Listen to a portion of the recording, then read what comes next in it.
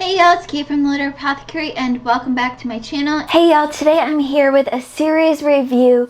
This is for the Spellbinders and Gunslingers trilogy by Joesph Lee. Now, book 3, which is titled The Legion of the Lost, just was released like this past weekend. I got to read an arc of it a couple months ago, and I've been waiting to do my series review for this when the third book was finally released to the public. I absolutely love this series so much. So this series is made up of obviously 3 books because it's a trilogy. The Bleeding Stone, which I gave 5 out of 5 stars for. The Children of the Black Moon, which I gave 4 out of 5 stars, and The Legion of the Lost, which I gave 4.5 out of 5 stars. That equals out to about an average for the series of 4.5 out of 5 stars. I absolutely loved it so much. So a kind of quick spoiler-free summary of what this series and especially book 1 is all about. It's a historical fantasy retelling of basically the founding of America. And I say founding with air quotes because we all know that story.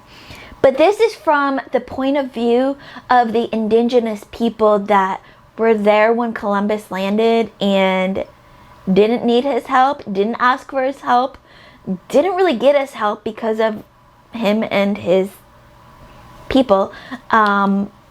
You want to know more, go and read this series. This is such a great take on this idea.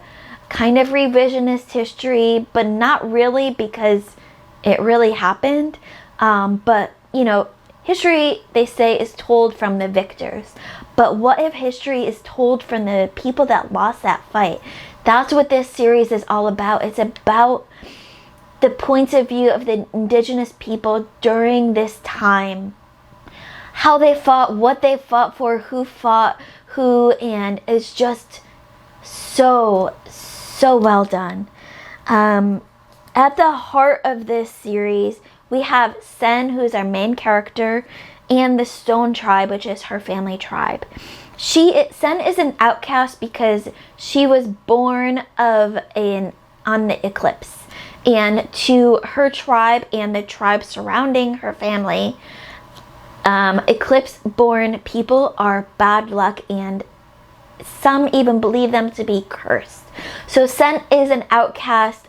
Many people believe that she should have been casted out of her tribe, but her father was the tribal chief, and so she didn't get cast out, but she hasn't been treated the same ever since people started finding out that she was an eclipse-born. Her parents tried to hide it for a long time, but things happened and it was released that she was an eclipse-born. People found out and it was bad news for Sen. Things that I loved about this series are, first and foremost, our characters. They are believable. They felt like they were real people plucked from history and put into this fantasy world. Felt like Joesph Lee took historical figures and gave them magic. It was amazing. I thought it had well-written prose that was easy to follow and easily imagined scenes, which is sometimes hard for me in fantasy. And especially in The Bleeding Stone, we get such a great story. We get great characters that just tug in your heartstrings. Just great atmosphere and setting overall. Everything is just, I was blown away by The Bleeding Stone. Now, when we talk about book 2, The Children of the Black Moon, I won't give away any spoilers, but this to me felt a little bit less emotional than The Bleeding Stone, and it had a little bit less emotional impact for me personally than I expected after reading book 1. But the top category for me in the book 2 was the atmosphere and the setting. I could see everything. I was there with our characters going through what they were going through. Our atmosphere, I felt the atmosphere at every moment in this book. I knew when it was in a good atmosphere. I knew it was in a bad atmosphere. I knew when the atmosphere shifted from good to bad in the same place. And that made me want to hang on and find out why all of a sudden these this atmosphere is shifting in the same place that we were in. The third book, Legion of the Lost, it was surreal that this trilogy was coming to an end for me. I really enjoyed my journey on this trilogy. In the last book, this was a fast-paced, action-packed, and you can tell it was written with heart and passion, and that's what I love about Joe Lee's writing, is that there is so much heart in it. I think that my favorite book is still book 1, The Bleeding Stone, but I truly enjoyed each one of these books and this trilogy as a whole, and it's definitely a trilogy that I would read again.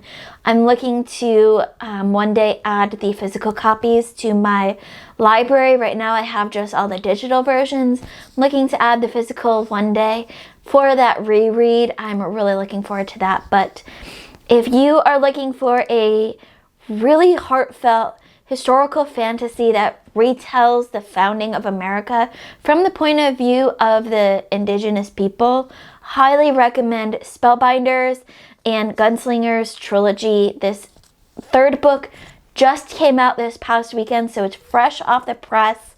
Highly recommend this trilogy. If you've read the Spellbinders and Gunslingers trilogy, let me know in the comments below. What did you think of it? Did you love it as much as I did? Which one was your favorite book in this trilogy? As always, keep reading, and I love you all to the moon and back. Bye.